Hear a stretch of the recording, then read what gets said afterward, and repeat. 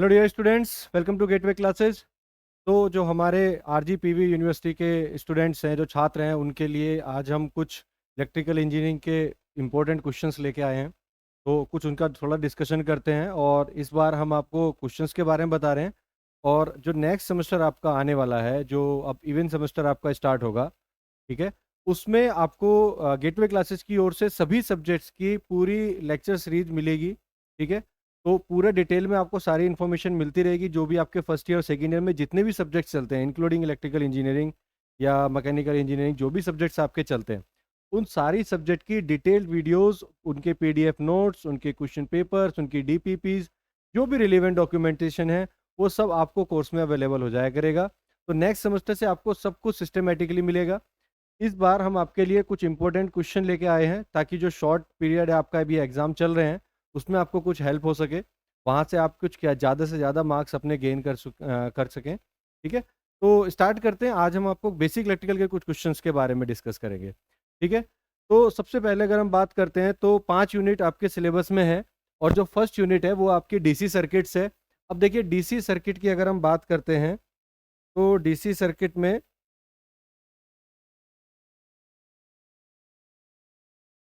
DC circuit जो आपका syllabus रहेगा, इसमें आपके 2 या 3 क्वेश्चंस आएंगे। 2 या 3 क्वेश्चंस में आपका दो तो न्यूमेरिकल आने के चांसेस पूरे पूरे होते हैं, जो सर्किट पे बेस्ड होते हैं। और न्यूमेरिकल आपको प्रैक्टिस करनी पड़ेगी, केवीएल केसीएल कैसे अप्लाई होता है वो आपको आना चाहिए। और थ्योरम पे बेस्ड आपको क्वेश्चन मिलेंगे। एक क्वेश्चन आपको मिल सकता है सुपरपोजिशन थ्योरम से, दूसरा क्वेश्चन आपको थेवेनिन थ्योरम से मिल सकता है। तो न्यूमेरिकल तो आएंगे ही आएंगे, ये तो श्योर शॉट है। अपार्ट फ्रॉम दिस, अगर न्यूमेरिकल नहीं आता है, तो जो सबसे इंपॉर्टेंट क्वेश्चन यहां से निकल के आता है, वो आता है आपका स्टार डेल्टा ट्रांसफॉर्मेशन। ये क्वेश्चन बच्चों आपका मोस्ट इंपॉर्टेंट है। ठीक है, जहां तक उम्मीद है इसका डेरिवेशन आपको एग्जाम में रखा हुआ मिलेगा। ठीक है, तो इस क्वेश्चन को आप अगर as a theory point of view count करें, न्यूमेरिकल तो देखिए आएंगे ही आएंगे। अपार्ट फ्रॉम न्यूमेरिकल, अगर मैं 2 न्यूमेरिकल मान रहा हूं, तो तीसरा क्वेश्चन आपका स्टार डेल्टा आने की संभावना पूरी पूरी है। इसके अलावा छोटे छोटे क्वेश्चन बनते हैं, अगर वो आपको 2-2 नंबर की डेफिनेशन की फॉर्म में एक क्वेश्चन बना के देगा। जैसे कई बार क्वेश्चंस कैसे आते हैं कि एक क्वेश्चन में 4 या 5 डेफिनेशन आपसे पूछ ली, या 6 डेफिनेशन आपने पूछ ली। तो डेफिनेशंस में वो आपसे पूछ सकता है कि सोर्स कन्वर्जन क्या होता है, ठीक है, आइडियल वोल्टेज सोर्स क्या होते हैं, डिपेंडेंट सोर्स, इंडिपेंडेंट सोर्स क्या होते हैं, dependent dependent and independent source,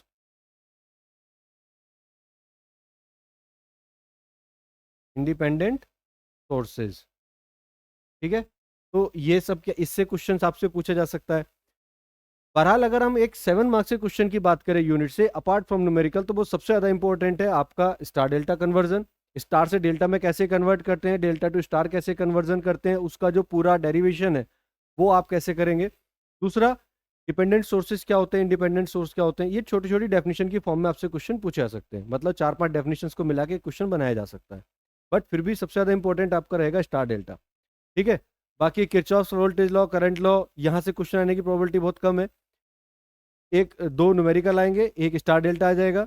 बाकी डेफिनेशंस की फॉर्म में आपसे पूछे जा सकते हैं कि आइडियल वोल्टेज सोर्स क्या होता है, आइडियल करंट सोर्स क्या होता है, स्टार सोर्स ट्रांसफॉर्मेशन कैसे करते हैं, सोर्सेज के बारे में बताइए, डिपेंडेंट सोर्स इंडिपेंडेंट सोर्स क्या होते हैं। उस पर बेस्ड न्यूमेरिकल भी आ सकता है। ठीक है, तो ये तो बात हुई फर्स्ट यूनिट की। अगर हम बात करें सेकेंड यूनिट, तो सेकेंड यूनिट में 2 कंपोनेंट है बच्चों, एक है आपका सिंगल फेज एसी सर्किट और दूसरा है 3 फेज एसी सर्किट। तो सिंगल फेज एसी सर्किट और 3 फेज एसी सर्किट, दोनों से आपको कुछ कुछ क्वेश्चन मिलने हैं। सिंगल फेज में एक क्वेश्चन आपका इनसे रिलेटेड पूछा जा सकता है, उसमें आपसे डिफाइन करवा सकता है कि भाई एक अल्टरनेटिंग क्वांटिटी है, एक साइनसोइडल वेव है, उसकी एवरेज वैल्यू क्या होती है, आरएमएस वैल्यू क्या होती है, इंस्टेंटेनियस वैल्यू, एम्पलीट्यूड, साइकिल। ये सब देखने में आपको इतनी सारी चीजें लग रही हैं, फॉर्म फैक्टर, पीक फैक्टर, ये डेफिनेशन की फॉर्म में आ सकता है और आपको पूछा जा सकता है। ठीक है, तो एक क्वेश्चन यहाँ से इंपॉर्टेंट बन सकता है। उसके अलावा आपका आरएलसी सर्किट, ये जो एक्सप्रेशन आएगा, आरएलसी सर्किट आपने पढ़ा है, कंडीशन ऑफ रेजोनेंस आपने पढ़ी होगी कि जब एक्सएल और एक्सी दोनों बराबर हो जाते हैं तो रेजोनेंस की कंडीशन बनती है। ठीक है, तो उस कंडीशन में कैसा फेजर डायग्राम बनेगा, इन पे बेस्ड फेजर डायग्राम, इन पे बेस्ड फेजर डायग्राम बहुत इंपॉर्टेंट है। एक्सएल जब ग्रेटर देन होगा एक्सी तब क्या होगा, एक्सी ग्रेटर देन होगा एक्सएल से तब क्या होगा। तो एक तो क्वेश्चन ये आ जाता है। दूसरा, आपसे पूछी जाती है बेटा पावर। ठीक है, एक ये जो पावर वाला होता है, ये पावर, कि एक आरएल सर्किट में पावर कितनी होगी, power in RL circuit in RC circuit. ये क्वेश्चन आपसे पूछे जाते हैं कि प्रूव करिए कि एवरेज पावर जो होती है आरएल सर्किट में 0 होती है, आरसी सर्किट में एवरेज पावर 0 होती है। तो कैसे आप उस चीज को प्योर इंडक्टिव सर्किट में, सॉरी, प्योर इंडक्टिव सर्किट में पावर 0 होती है, प्योर कैपेसिटिव सर्किट में पावर 0 होती है, कैसे प्रूव कर पाओगे? तो ये पावर पे बेस्ड एक क्वेश्चन आपका बनता है जो यहाँ से अक्सर पूछ लिया जाता है। रेजोनेंस में आपसे पूछा जा सकता है कि what are the condition of resonance. ठीक है, रेजोनेंस की कंडीशन क्या होती है? तो आप बताएंगे कि जब एक्सएल और एक्सी बराबर होते हैं तो वहाँ पे रेजोनेंस की कंडीशन बनती है। ठीक है, क्या क्या होता है वो आप उसके बारे में बताएंगे। क्वालिटी फैक्टर क्या होता है वो आप उसके बारे में बताएंगे। ठीक है, ये सब चीज़ें आपकी पूछी जा सकती हैं। तो सेकेंड यूनिट के फर्स्ट पार्ट में ये आएगा। सेकेंड पार्ट जो आता है थ्री फेज एसी से रिलेटेड। थ्री फेज एसी में सबसे ज़्यादा जो क्वेश्चन इंपॉर्टेंट है, इसके भाई बेनिफिट अगर आप बता सकते हैं तो बता दीजिए। अदरवाइज यहां से जो क्वेश्चन आपको मिलेगा, relation between line value and phase value. VL और वीपीएच में क्या रिलेशन होगा, आईएल और आईपीएच में क्या रिलेशन होगा, in case of star connection, in case of delta connection. कि भाई स्टार कनेक्शन में आपकी लाइन करंट और फेज करंट बराबर होती हैं, लेकिन लाइन वोल्टेज और फेज वोल्टेज में क्या रिलेशन होता है, पावर में क्या रिलेशन होता है, इनका फेजर डायग्राम। ये क्वेश्चन बहुत इंपॉर्टेंट है और ये क्वेश्चन मुझे लगता है कि आपके एग्जाम में आपको मिलेगा। ठीक है, बहुत इंपॉर्टेंट क्वेश्चन है, मोस्ट इंपॉर्टेंट क्वेश्चन है ये। ठीक है, तो यहां से ये क्वेश्चन इंपॉर्टेंट हुआ। उसके अलावा three phase power measurement, three phase power measurement जिसमें आपका 2 वाट मीटर मेथड भी आता है। 2 वाट मीटर मेथड। ठीक है, इसका यूज करके कैसे पावर मेजर करते हो, फेजर डायग्राम कैसे बनाते हैं, तो फेजर डायग्राम इसमें आ जाएगा आपका। ठीक है, इंक्लूडिंग फेजर। ये क्वेश्चन भी इंपॉर्टेंट है। तो एक और ये दो, इन दो क्वेश्चन में से आपको एक क्वेश्चन आपको मिलेगा ही मिलेगा, जहां तक हमें लगता है। ठीक है, तो ये दो क्वेश्चन बहुत इंपॉर्टेंट हो जाते हैं और आपके एग्जाम में मिलने चाहिए। तो एक क्वेश्चन ये है, एक क्वेश्चन ये, दो तो ये हो गए, एक पीछे आरएलसी का हो गया और आरएल सर्किट का हो गया। 4 क्वेश्चन, एक स्टार डेल्टा, 5 क्वेश्चन 2 यूनिट में हो गए। 5 में से मुझे लगता है कि कम से कम 3 से 4 क्वेश्चन आपको एग्जाम में मिल जाएंगे। ठीक है, अगर हम बात करें यूनिट नंबर 3 की, यूनिट नंबर 3 जो है वो आपकी मैग्नेटिक सर्किट और सिंगल फेज ट्रांसफार्मर पे बेस्ड है। अब इसमें भी देखिए एक क्वेश्चन जो है, क्योंकि आपके यहाँ शॉर्ट क्वेश्चन तो कुछ आएगा नहीं, तो क्या कर सकते हैं कि छोटी छोटी डेफिनेशंस को मिला के एक क्वेश्चन बनाए जा सकते हैं। जैसे एक्सप्लेन दी फॉलोइंग टर्म्स। अब फॉलोइंग टर्म्स क्या हो सकती हैं? मैग्नेटिक सर्किट क्या होता है, ठीक है, रिलक्टेंस क्या होता है, परमियंस क्या होता है, एमएमएफ क्या होता है, फ्लक्स क्या होता है, ससेप्टेंस क्या होता है, मैग्नेटिक फील्ड इंटेंसिटी, परमिएबिलिटी। ये टर्म्स को डिफाइन करवा सकता है कि 6-7 टर्म्स आपको दे देगा, उनको डिफाइन करने के लिए बोलेगा।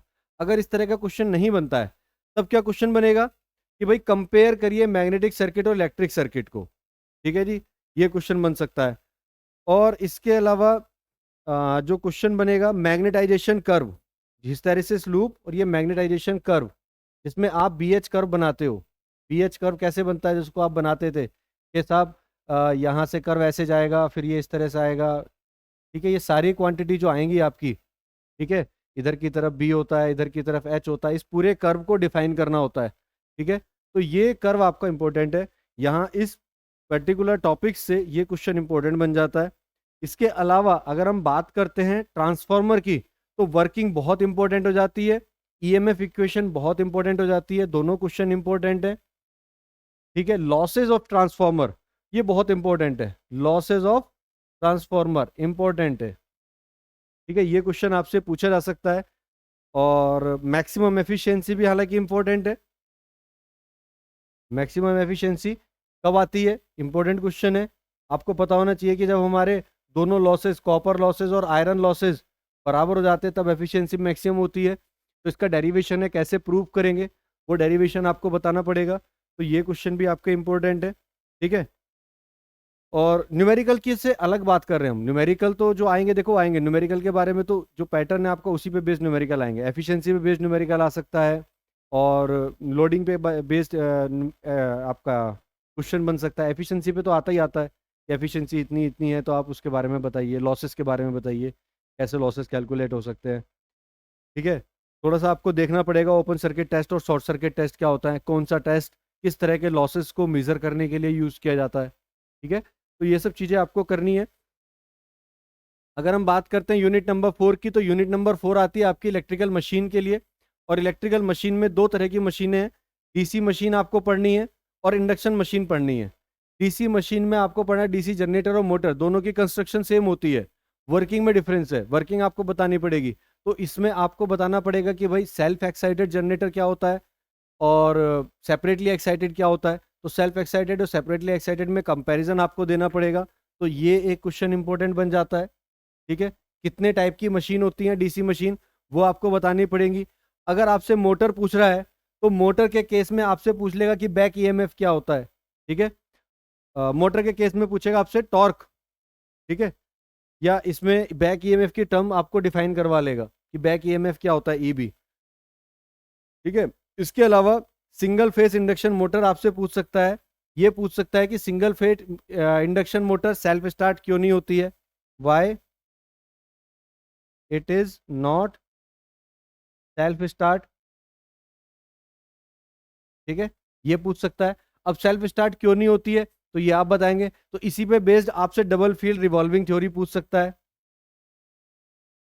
डबल फील्ड रिवॉल्विंग थ्योरी भी पूछ सकता है। ठीक है, यहीं से कंसेप्ट निकल के आता है कि क्यों सेल्फ स्टार्ट नहीं होती है, कैसे उसको सेल्फ स्टार्ट बना सकते हैं। फिर ये क्वेश्चन भी आता है तो आप बताएंगे साहब कैपेसिटर लगा के बना सकते हैं, फेज स्प्लिटिंग फेज स्प्लिट करके इसको बना सकते हैं, शेडेड पोल करके इसको यूज कर सकते हैं। तो ये सब सिंगल फेज में आता है। ठीक है, सिंक्रोनस मशीन, अब देखिए पिछली 2 बार से आपके सिंक्रोनस मशीन नहीं आ रही है। आपके पिछली 2 बार से जो मशीन आ रही है वो इंडक्शन मशीन आ रही है, 3 फेज इंडक्शन मशीन। तो ये ऑटोमेटिकली बहुत इंपॉर्टेंट क्वेश्चन है। लेकिन चूंकि 2 बार से सिंक्रोनस मशीन नहीं आया है, तो हो सकता है कि इस बार आपको सिंक्रोनस मशीन का क्वेश्चन भी देखने को मिल जाए, लेकिन आपसे केवल वर्किंग पूछी जाएगी, कंस्ट्रक्शन और वर्किंग। कि कंस्ट्रक्शन में आपकी सैलिएंट पोल सिंक्रोनस मशीन क्या होती है, सिलेंड्रिकल पोल मशीन क्या होती है, तो वो थोड़ा सा आपको बताना पड़ेगा। ठीक है, टॉर्क इक्वेशन क्या होती है 3 फेज इंडक्शन मोटर की, वो आपसे पूछ सकते हैं। ठीक है, लॉसेज आपसे पूछे जा सकते हैं। तो यहाँ पे जो क्वेश्चन इंपॉर्टेंट बनता है वो ये 2 क्वेश्चन इंपॉर्टेंट हो जाते हैं। ठीक है, तो इसके बारे में आप थोड़ा सा पढ़ेंगे। और जो लास्ट यूनिट आपकी आती है वो है बेसिक इलेक्ट्रॉनिक्स। बेसिक इलेक्ट्रॉनिक्स में देखिए वैसे तो क्वेश्चन बहुत हैं, 2s कॉम्प्लीमेंट कैसे निकालते हैं, डोपिंग क्या होती हैं। एक क्वेश्चन आपका D Morgan's theorem, most important. ठीक है, 4-5 क्वेश्चन यहाँ से बताऊंगा मैं आपको, जहाँ से आपको 4 क्वेश्चन मैं आपको बता रहा हूँ, 4 में से आपको 2 या 3 क्वेश्चन 100% मिलेंगे। डी मॉर्गन थ्योरम हालांकि इंपॉर्टेंट ये भी है। ठीक है, हाफ एडर फुल एडर ये भी इंपॉर्टेंट है। फ्लिप फ्लॉप मोस्ट इंपॉर्टेंट, यहाँ से क्वेश्चन आपको मिलना चाहिए। ठीक है, 2 हो गए। और इसके बाद डिफ्रेंशिएट इन सेमीकंडक्टर, इस पे क्वेश्चन मिलने की पॉसिबिलिटी कम है, इस पे भी पॉसिबिलिटी कम है। अब आपसे जो क्वेश्चन मिलेगा वो मिलेगा PN junction diode and VI characteristic, most important. ठीक है, और एक क्वेश्चन आपको मिलेगा ये कॉन्फ़िगरेशन पे बेस्ड, मोस्ट इंपॉर्टेंट। मतलब आपको एक तो De Morgan theorem, flip flops और पीएन जंक्शन डायोड, उसकी वीआई कैरेक्टरिस्टिक, ट्रांजिस्टर क्या होता है, ट्रांजिस्टर, और उसकी जो 2 कॉन्फ़िगरेशन है, कॉमन एमीटर कॉन्फ़िगरेशन और कॉमन बेस कॉन्फ़िगरेशन, उसकी कैरेक्टरिस्टिक के साथ। ये 4 क्वेश्चन है आपके, 4 में से 2 या 3 क्वेश्चन तो आपको 100% मिल ही जाएंगे। तो उम्मीद करता हूं कि आपने जो 15-20 क्वेश्चन यहाँ पे मैंने आपको बहुत इंपॉर्टेंट बताए, उसको एक बार आप देख के जरूर जाइए। तो मुझे पूरी उम्मीद है कि इन क्वेश्चन से आपको 70-80% आराम से मिल जाएगा। अपार्ट फ्रॉम दिस आपको न्यूमेरिकल प्रैक्टिस करनी है। फॉर एग्जाम्पल यूनिट 1 के लिए आपको न्यूमेरिकल करने ही करने पड़ेंगे, यूनिट 1 से न्यूमेरिकल 100% आते हैं। ठीक है, और उसके अलावा आपका ट्रांसफार्मर से एक न्यूमेरिकल जरूर आएगा, वहाँ से भी न्यूमेरिकल आता है। आपकी जो सिंगल फेज एसी सर्किट है वहाँ से भी न्यूमेरिकल आता है, आपके फॉर्म फैक्टर पूछ सकता है, पीक फैक्टर्स पूछ सकता है, आपसे पावर निकलवा सकते हैं। ठीक है, कॉम्बिनेशन सर्किट दे सकता है, एसी सर्किट, वहाँ पे आपको इम्पीडेंस वगैरह पूछ सकते हैं, करंट पूछ सकते हैं सर्किट में, वो सब आपको करना पड़ेगा। फर्स्ट यूनिट में थ्योरम्स आपको करनी पड़ेगी, थेवेनिन थ्योरम, सुपरपोजिशन थ्योरम, ये सब टॉपिक आपको आराम से करने हैं। ठीक है, तो उम्मीद करता हूँ कि आप अच्छे से करेंगे और जो आपका एग्जाम होगा बहुत अच्छे से होगा। तो hope for the best and good luck to all the students of RGPV university for your upcoming examination of 5th of February। ठीक है, गुड लक और मिलते हैं फिर अपनी नई लेक्चर सीरीज के साथ में। ठीक है, टिल देन बाय।